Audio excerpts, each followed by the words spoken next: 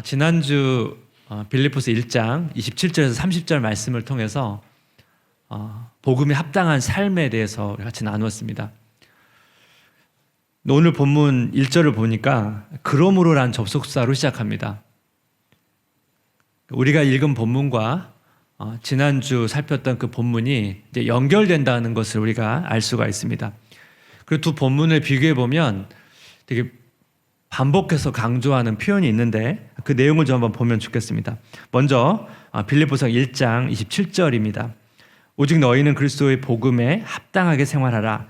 이는 내가 너희에게 가보나 떠나 있으나 너희가 한 마음으로 서서 한 뜻으로 복음의 신앙을 위하여 협력하는 것과 빌립보 전체 주제가 복음에 합당한 삶이라고 말씀을 드렸고 그 중에 한 요소가 서로 복음의 신앙을 위해서 한 마음으로 협력하는 것이다 이렇게 제가 말씀을 드렸는데 이 하나됨의 의미는 사실은 그 당시에 빌립보 교회는 외적으로 대적자들의 공격도 있었고 또 성도들 앞에 고난이 있었습니다. 그러니까 이런 어려움들을 이기기 위해서는 서로가 이제 하나 돼서 합쳐야 된다 그런 내용이거든요. 또 오늘 빌립보서 2장의 내용을 보게 되면 비슷한 내용이 있습니다. 빌립보서 2장 2절 말씀 한번 같이 읽어볼까요? 마음을 같이하여 같은 사랑을 가지고 뜻을 합하며 한 마음을 품어. 여기도 한 마음을 품어라는 단어가 등장하죠. 그리고 되게 유사한 마음을 같이하고 같은 사랑을 가지고 뜻을 합하며 한 마음을 품어. 굉장히 비슷한 단어들을 계속 반복하면서 2장에서도 똑같이 이제 하나 되어야 된다는 걸 계속 강조하는데 그럼 2장에서는 왜 하나 되어야 하는지를 3절을 보면 알 수 있습니다. 3절. 3절을 보니까 아무 일에든지 다툼이나 허영으로 하지 말고 오직 겸손한 마음으로 각각 자기보다 남을 낮게 여기고 상반절을 보니까 다툼이나 허영을 하지 말고 성도들이 어떤 비교 의식이나 허영심으로 다투지 않도록 그래서 하나가 되어야 된다는 것입니다. 정리해보면요. 1장 27절 30절에서는 어떤 외적인 공격, 고난에 이기기 위해서 이제 하나 되어야 된다는 걸 강조하는 거고 빌립보서 2장 1절 4절에서는 뭐예요? 성도들 안에서 어떤 분열을 막기 위해서 하나가 되어야 된다는 것을 사실 강조하고 있습니다.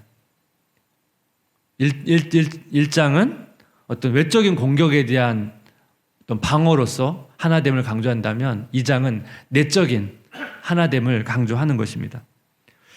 그러면서 이 하나됨을 위해서 공동체가 하나 되는 것을 위해서 필요한 것이 무엇인가 하면서 언급하고 있는 게 뭐냐면 겸손한 마음입니다. 겸손한 마음. 공동체가 하나 되는데 필요한 요소는 이 겸손한 마음입니다. 이 겸손한 마음이 오늘 빌립보 2장 이 전체를 꿰뚫는 주제거든요. 빌립보서 2장 3절 4절 말씀을 보니까 아무 일에든지 다툼이나 허용을 하지 말고 오직 겸손한 마음으로 각각 자기보다 남을 낮게 여기고 각각 자기를 돌볼 뿐더러 또한 각각 다른 사람들의 일을 돌보아 나의 기쁨을 충만하게 하라. 여기 보니까 이 겸손한 마음의 특징을 얘기하는데 첫 번째는 뭐냐면 자기보다 남을 낮게 여기는 것입니다. 그 다음에 뭐예요? 자기 일을 돌볼 뿐더러 다른 사람들의 일들을 돌보는 것입니다. 근데 여기서 중요한 게 뭐냐면 자기보다 남을 낮게 여기고 다른 사람들의 일을 잘 돌볼 때 이거보다 더 전제되는 중요한 게 있습니다. 뭐냐면 자기 일을 돌보는 것입니다. 겸손을 위해서 제일 중요한 거는 제일 먼저 자기 자신을 잘 세우는 것입니다. 그래서 데이빗 시멘즈라고 하는 그 유명한 상담가가 자기 자신을 잘 건강하게 이해할 때만 이 겸손이 나온다는 것을 강조했습니다. 그의 글인데 한번 제가 천천히 읽어보겠습니다. 겸손이란 내가 자신을 좋아하고 또 다른 사람들의 인정을 그대로 고맙게 받아들이면서도 하나님이나 자신이나 다른 사람들 앞에서 나의 가치를 증명해 보일 필요가 없는 모습을 말한다. 그리스도인의 건강한 자존감은 자신이 하나님에 의해 받아들여졌고 소중하게 여겨지며 사랑받고 있다는 사실을 인식한다고 하는 그 견고한 기초 위에 싹트게 된다. 겸손은 사람이나 하나로부터 뭐예요? 사랑의 인정을 잘 수용한다는 것입니다. 그러나 하나님이나 다른 사람들에게 자기의 어떤 가치를 증명해 보일 필요가 없다는 게 뭡니까? 그런 사람들로부터 인정받으려고 애쓰지 않는다는 거예요. 왜요? 이미 하나님으로부터 내가 이미 수용받았고 내가 사랑받았고 그러한 인식들이 있기 때문에 그렇다는 것입니다. 그래서 이 하나님 앞에서 내가 너무 부족한 사람이라는 인식과 또 하나 하나님께서 창조하신 자기 자신 또 자신이 가지고 있는 재능이나 은사를 평가절하하는 것은 다릅니다. 하나님 앞에 내가 부족하다는 인식과 하나님께서 창조하신 자기 자신과 자기 가지고 있는 재능이나 은사를 평가절하하는 것은 이게 두 가지 다른 얘기입니다. 그 C.S. 루이스의 스크루테이프의 편지라는 유명한 책이 있는데 그 삼촌 그 스크루테이프가 조카 원무드에게 인간이 겸손에 대해서 잘못된 생각을 갖도록 부추게 한다고 말하면서 이 잘못된 겸손을 갖게 된 결과를 이렇게 말합니다. 인간들이 겸손이란 아름다운 여자가 스스로 못난이라고 믿으려고 애쓰며 명석한 남자가 스스로 멍청이라고 믿기 위해 노력하는 것이라고 믿게 되었다. 이게 잘못된 겸손의 결과가 뭡니까? 아름다운 여자가 자기를 못난이라고 생각하고 명석한 사람이 멍청이라고 믿기 위해 노력하는 것. 이것이 겸손이라고 이제 어떻게 보면 착각하게 됐다는 거죠. 이게 이제 어떻게 보면 사탄이 원하는 방식의 겸손을 인간들이 애쓰고 있다는 것을 지금 어떻게 보면 비꼬면서 얘기하는 것입니다. 우리가 종종 연예인들이 어떤 자기 외모에 대해서 굉장히 열등감을 느낀다는 이야기, 또 뭐 서울대 출신들이 생각보다 굉장히 열등감이 많다는 이야기를 우리는 종종 언론을 통해서 듣습니다. 그래서 어떤 성경적인 겸손과 이 비성경적인 겸손의 그 차이를 우리가 잘 이해해야 된다는 것입니다. 이 성경적인 겸손을 좀 더 쉽게 이해하기 위해서 제가 이제 생각을 하다가 좀 적절한 그 비유를 제가 찾다가 여러분 잘 아시는 손흥민 선수 있죠? 그 손흥민 선수의 아버지의 그 인터뷰가 생각이 났습니다. 이 손흥민 선수가 이 경기 후에 인터뷰를 하게 되면 자주 반복해서 하는 말이 있습니다. 자기는 계속 부족하고 더 발전해야 된다. 그리고 이제 골을 넣으면 항상 자기 팀 동료가 너무 잘해줘서 그렇다. 그러면서 그 공을 그 다른 선수에게 돌립니다. 그 손흥민 아버지가 4년 전에 손흥민은 월드 클래스가 아니다. 그런 인터뷰를 했는데 4년이 지난 지금에도 자기 생각은 변함이 없다. 이런 얘기를 했거든요. 다른 유명한 축구 감독들은 막 손흥민이 월드 클래스라고 얘기하는데 자신 아버지는 그런 생각이 동의하지 않는 것입니다.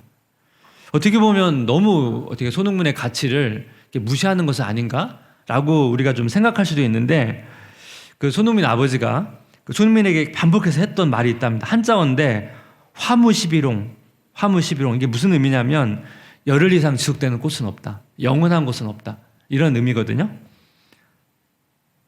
그러니까 자신이 최고라고 생각하면 그때부터 이제 내려오는 길밖에 없다는 거죠. 그래서 아버지가 이제 월드 클래스가 되기 위해서 손흥민이 한 모든 분야에서 한 10%만 더 잘했으면 좋겠다. 그렇게 얘기를 하면서 근데 사실 이 말의 의미는 뭡니까? 거의 90%는 한다는 거잖아요. 이건 잘한다는 얘기거든요. 잘하는데 근데 사실 여러분 이 90%에서 100% 채우는 것은 거의 불가능에 가깝거든요. 사실 이 말은 40%에서 41% 하는 건 그렇게 어렵지 않아요. 근데 90% 1% 올리는 거는 진짜 쉽지가 않습니다. 예. 근데 여러분 그 손흥민 아버지가 그 손흥민 선수에게 그 월드 클래스가 아니라고 말했는데 중요한 그 이유가 있습니다. 사실 이게 되게 감동이 됐습니다. 저는 손흥민 선수가 축구를 시작할 때 너무 축구하니까 행복한 거예요. 자기 아들이. 그래서 이 아들을 축구를 시켜야겠다고 생각했는데 제 아버지가 바라는 건 뭐냐면 지금도 영국의 이제 프리미엄이 프로축구에서 뛰고 있는데 지금도 행복하게 축구하기를 바라는 거예요. 그 마음이에요. 그러니까 그러려면 자기가 부족하다는 인식을 가지고 계속 성장하면서 그러면서 행복을 느껴야 되는데 자기가 이미 월드클래스라고 생각을 하게 되면 어떻게 돼요? 행복하지 않으니까. 행복한 축구 생활이 어려우니까. 그래서 자기 아들이 겸손함으로 축구를 해야 행복하게 축구할 수 있기 때문에 계속 아버지가 그것을 아들에게 강조하고 그래서 손흥민 선수는 월드클래스가 아니라고 얘기한 이유더라고요. 그러니까 사실 아들에 대한 사랑하는 마음 때문에 그런 것입니다. 요즘에 그 영국 프로축구 시즌이 시작된 것 같습니다. 요즘 언론에 한 6경기 했는데 손흥민 선수 골이 없나 봐요. 그래가지고 지금 언론에서 막 다시 벤치로 앉혀야 된다. 아마 그런 얘기도 나오고. 작년에 득점왕을 했거든요. 굉장히 냉정하더라고요. 여러분, 이런 때 본인 내가 부족하고 내가 더 발전해야 된다는 생각을 가져야 이런 언론에 비판하고 비난할 때 이 과정을 잘 이길 수 있지 본인이 월드클래스라는 생각을 한다고 생각해 보십시오. 이런 비난에 못 견딜 겁니다 아마. 그래서 이것이 결국은 아버지가 정말 행복하게 축구하기를 바라는 그 아들의 사랑의 마음으로 그렇게 이야기를 한 것이더라고요. 예. 그 자신이 부족하다을 인식하는 것은 겸손이에요. 근데 나는 못한다 이런 거는 열등감입니다. 사단은 우리에게 너는 못해, 너는 자격이 없어, 너는 형편없어 이런 메시지를 우리한테 자꾸 주입하거든요. 그래서 자기에 대한 건강한 인식이 더 중요하다는 이야기를 하는 것입니다. 그래서 제가 아까 말씀드린 것처럼 손흥민 선수가 골을 넣어도 그 골을 자기 동료들 때문에 넣었다고 말할 수 있는 건 뭡니까? 이런 겸손함에서 나오는 거죠. 자기보다 남을 낮게 여기는 것입니다. 근데 여기서 이런 겸손한 마음의 모델이 누군가? 사도 바울은 예수 그리스도를 얘기합니다. 오늘 본문에 하반절 내용을 보게 되면 그 내용이 다 예수님에 대한 이야기인데 빌립보서 2장 5절 6절 말씀을 한번 같이 읽겠습니다. 너희 안에 이 마음을 부르다 곧 그리스도 예수의 마음이니 그는 근본 하나님의 본체시나 하나님과 동등됨을 취할 것으로 여기지 아니하시고 여기 보시면 이 그리스도 예수의 마음이 얘기하죠. 그게 겸손한 마음인데 그는 근본 하나님의 본체다. 그러니까 예수님은 성자 하나님은 성부 하나님과 성령 하나님과 동등하신 분이시거든요. 동등하신 분인데 뭐예요? 그 동등함이라는 권리를 취하지 않았다는 것입니다. 여기 이제 취하다라는 단어가 6절에 나오는데 이 단어가 이제 전리품이라는 단어입니다. 전리품. 전리품은 뭐예요? 전쟁에서 이기면 얻는 거잖아요. 전쟁에서 이기면 적들의 여러 가지 무기나 말이나 이거 다 그냥 가져오잖아요. 그게 다 전리품이죠. 이건 승리해서 얻게 되는 당연한 권리예요. 무슨 말씀입니까? 예수님께서 이 동등함이라고 하는 이 권리는 당연히 가질 수 있는 건데 이 권리를 뭐예요? 내려놨다는 것입니다. 포기했다는 것입니다. 이 예수님의 겸손이죠. 그래서 예수님께서 오늘 말씀을 보게 되면 사람이 되셨고 십자가에 죽기까지 복종하셨다고 말하는 것입니다. 데인 오틀런트의 온유하고 겸손하이라는 책에서 이 예수님의 겸손을 아주 쉽게 표현한 구절이 있습니다. 이 내용을 보시면 예수님이 겸손하다는 말이 무슨 의미인지를 알 수 있는데 한번 읽어보겠습니다. 예수님이 겸손하다는 말의 핵심은 그분이 누구나 쉽게 접근할 수 있는 분이시라는 것이다. 찬란한 영광과 눈부신 거룩함, 절대적 유일성과 타자성에도 불구하고 예수 그리스도보다 더 쉽게 접근할 수 있는 사람은 인류 역사상 아무도 없었다. 이게 무슨 말인지 이해되세요? 너무나 높으신 하나님이신데 너무 낮아져서 뭐예요? 모든 사람이 다 예수님께 쉽게 접근할 수 있다는 것입니다. 이것이 예수님의 겸손의 핵심이라는 것입니다. 예전에 한 백성이 왕을 만나려면 얼마나 어렵습니까? 거의 불가능에 가까운 일이잖아요. 엄청난 단계를 거쳐야 거의 기회도 없을 뿐더러 쉽지 않죠. 근데 예수님이 낮아지셔서 왕이신 예수님이 낮아지셔서 우리와 같이 대화할 수 있고 교제할 수 있게 됐다는 거죠. 그래서 누가복음 7장 34절 한번 보십시오. 예수님의 낮아지심을 잘 표현한 내용입니다. 한번 읽어볼까요? 인자는 와서 먹고 마시매 너희 말이 보라 먹기를 탐하고 포도주를 즐기는 사람이요 세리와 죄인의 친구로다 하니. 그 당시 종교 지도자들이 예수님을 보고 비난했던 말이에요. 예수님은 세리와 죄인들의 친구다. 그러니까 예수님이 세리들과 죄인들과 막 같이 즐거워하는 모습을 보면서 비난했던 말이거든요. 근데 이 말을 뒤집어 보면 뭡니까? 예수님이 뭐예요? 그들과 같이 즐기고 교제하고 대화하는 정도로 낮아지셨다는 거죠. 누구나 예수님께 갈 수 있었다는 것입니다. 예수님께 이렇게 낮아지신 것은 자발적인 선택이었고, 더 중요한 건 뭐냐면 이 낮아짐을 기뻐하셨다는 거예요. 행복해 하셨다는 겁니다. 그래서 이 겸손의 가장 큰 축복이 뭐냐면 행복이에요.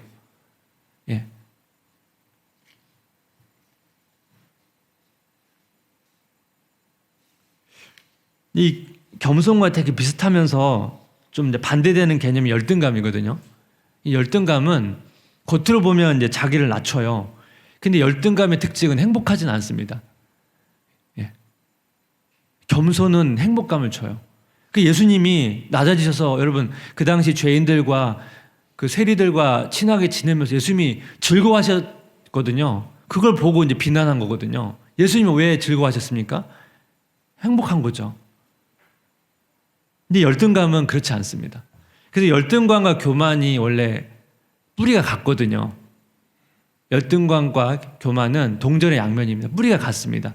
이 두 가지의 공통된 특징이 있는데 뭐냐면 사람들을 많이 의식한다는 겁니다. 열등감이나 교만은 사람들을 많이 비교하면서 의식하는 것입니다. 예수님의 모습을 보면 그런 게 없죠. 여러분 그 당시에 여러분 누가 세리들과 죄인들의 친구가 되길 원했습니까? 그 당시 여러분 시선을 보면 그건 굉장히 어떻게 보면 위험한 행동이거든요. 예수님의 행동은 비난받을 행동이고 정죄당할 행동인데 예수님이 그런 시선들에 대해 자유하셨기 때문에 예수님은 당당히 그들의 친구가 될 수 있는 거죠. 겸손은 사람들의 시선을 의식하지 않습니다. 그만큼 자기 자신에 대한 건강한 자기 인식이 있기 때문에 가능한 거죠. 말씀을 좀 정리하려고 합니다. 겸손은 자기 자신에 대한 건강한 인식이 있을 때만 가능한 것입니다. 그래서 내가 막 겸손해야지 막 기도한다고 해서 겸손이 되는 게 아니고 자기 자신을 하나님 앞에서 비춰보면서 내가 어떠한 자기 예의를 가지고 있는지를 봐야 되는 겁니다. 그리고 그것이 있을 때 오늘 말씀처럼 자기보다 남을 낮게 여길 수도 있고, 그렇죠? 자기를 돌볼 뿐더러 다른 사람들을 우리가 돌볼 수 있는 것입니다. 그리고 다른 사람이 누구나 이렇게 자기가 올 수 있도록 친구와 같은 존재가 되는 것이죠. 그리고 그 결과가 행복이라는 것입니다. 행복. 저를 포함해서 우리 교회 성도님들이 이 겸손해 주는 행복과 그 자유함을 풍성히 누리시기를 주님의 이름으로 기도하고 축복합니다.